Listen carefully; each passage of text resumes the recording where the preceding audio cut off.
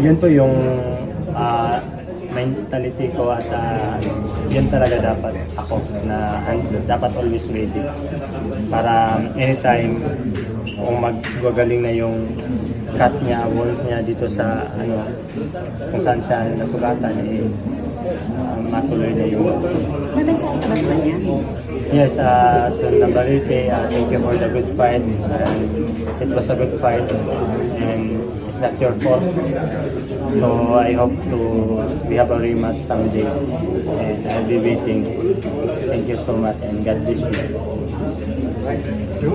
Talagang ang maganda doon kasi hindi ako yung nagsabi yung team namin na nagwala ako, interview ako kung ano yung sinasabi ko sa jury judges o sa organizer, but calm down lang ako na sabi ko I respect the decision of the judges and the jury. I'd like to thank Staff Rank for the opportunity that you given to us. Giving me, gano'n. Pasalamat ako sa mga doon. Kasi hindi ko siya hawak yung hindi ko hawak yung decision. Ang hawak ko lang is sa boxer is to fight, to win the fight. And siyempre ingatan yung sarili ko na walang mangyari.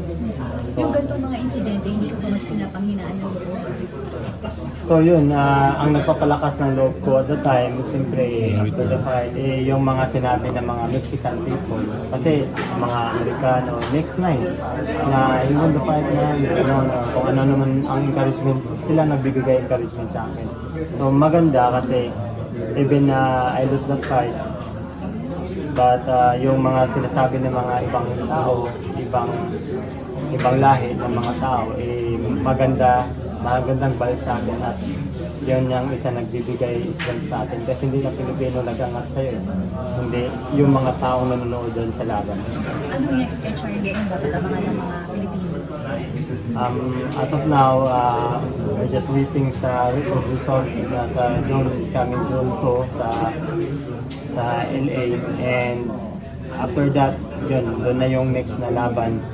Sa akin naman, lahat ng mga followers ng boxing at na nagbibigay karangalan sa Bansa, please